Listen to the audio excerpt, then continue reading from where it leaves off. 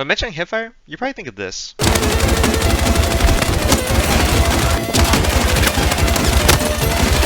But obviously we know that. Since we're making a Hipfire build, I'll tell you right away that after investing into the green laser, flashlight, and short barrel, the SGX is the only weapon that has the highest Hipfire set of 88, while the second closest is 78. For leftover points, I decided to put on a folding vertical to reduce recoil, a flash hider to remove any markings, a 41 round mag for extra bullets, and some iron sights since you're not going to ADS anyway. And finally, the engineer does have a passive, making SMGs have better Hipfire control. One of the things I like about this build is once you find someone, 9 times out of 10 you should be able to beat them because the other guy will be ADSing most of the time. At the time of this recording, the extended barrel lost its ADS perk and only the light and counter barrels have this option now. However, both of them are very expensive when considering other attachments like the flash comp or stubby grip. So in most cases, Hipfire does actually seem pretty viable.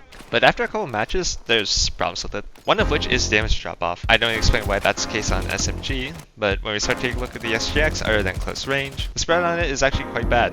However, there are several more weapons that we haven't yet looked at. All of these weapons mentioned here have 88 Hipfire and have similar performances to the SGX, but in some cases may actually be better. First off is the SOR 300 SC.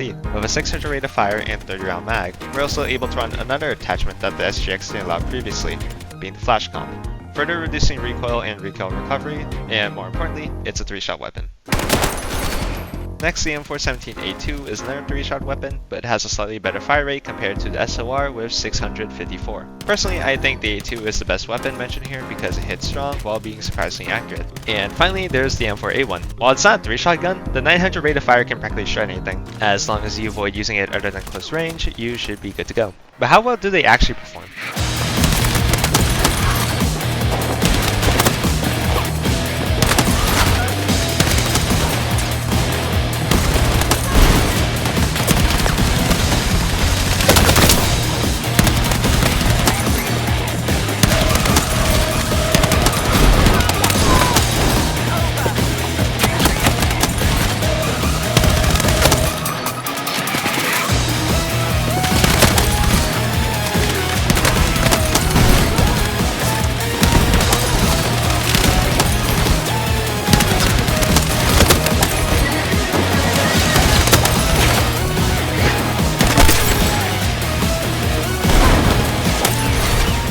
Before wrapping things up, I wanted to give a few honorable mentions. While there's other attachments like the match trigger which can reduce recoil and increase accuracy in semi-auto, we also have penetration rounds that also help with shooting through multiple people. Both of these are not bad options, but in the end it's mostly situational with minor differences. Some of you also might have wondered what Hipfire sniper would look like, and I could confidently say that it's actually really hard to use, even though its Hipfire set is 78. But once you hit someone, just pull out a pistol and call it a day. For LMG enthusiasts, the M123K is the best option. Despite its 59 Hipfire, the 100 round mag, and high rate of fire can easily make up for its weaknesses. Just looking at their general direction is more than enough to kill people regardless if it's close range or long range.